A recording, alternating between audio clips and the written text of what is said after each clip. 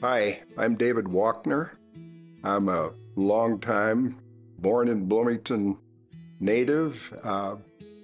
Came through St. Mary's Grade School on the west side with the Franciscans for my 8 years, and then on to Holy Trinity High School, and then on to Notre Dame for undergraduate, and University of Illinois Law School for my law degree. I was in the business school majoring in finance, and along the way started thinking about, well, what am I going to do when I finish? And then law school kind of popped in my mind, and I thought, well, that's something that I would like. I looked at it as an opportunity to work with people and help people and their legal needs. So Joan and I have been married 58 years. We have 5 children, boys on both ends and 3 girls in the middle. We have 12 grandchildren spread around the countryside. So years ago in 1977,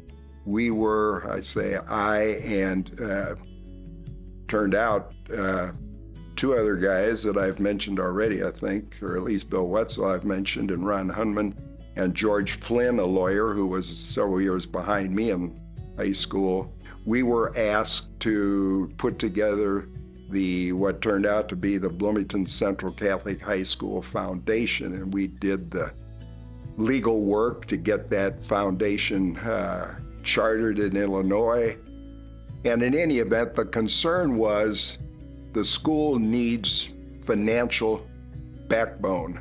And out of that meetings that we had, the thought was put forward that a foundation was the way to go about it. First of all, it would be tax exempt under the IRS provisions. And when you're talking to people who are potential fairly good, healthy givers in terms of the amount, a lot of them would be interested in, is there a tax advantage and so forth. Even though I feel very strongly about Catholic education, I want to help them as much as I can.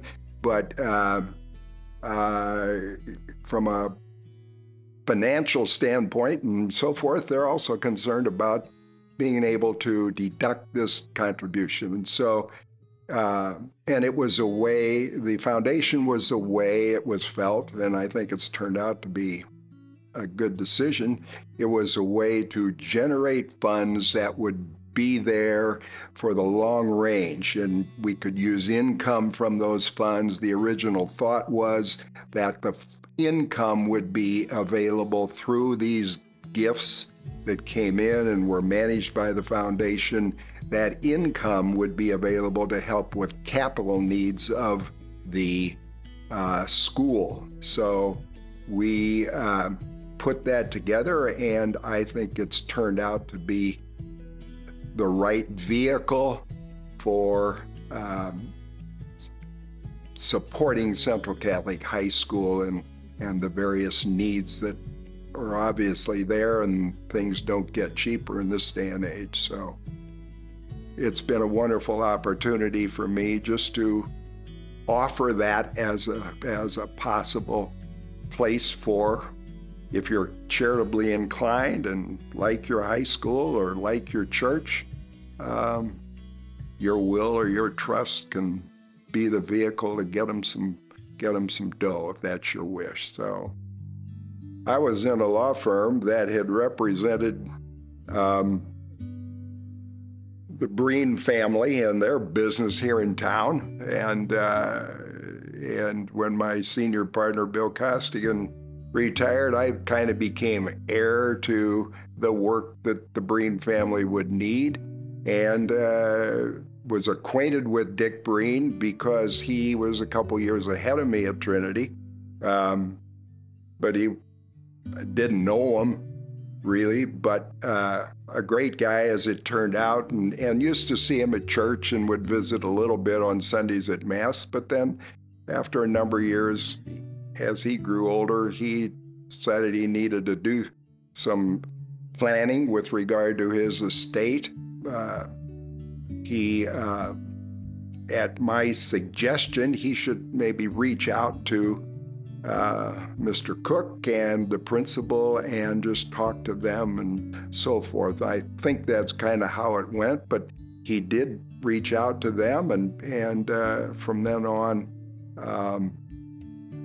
we worked it out, and he provided very nicely to Central Catholic High School Foundation to the tune of $1.2 million, which was a wonderful, wonderful gift to the foundation, and certainly, given what its objects are in terms of the longevity of Central Catholic, it's certainly a huge help.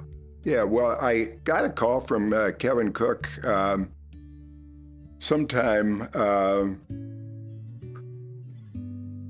in the late winter, I guess, of this year it was, in any event, saying they wanted to recognize me for that achievement of helping Dick Breen with his charitable gift.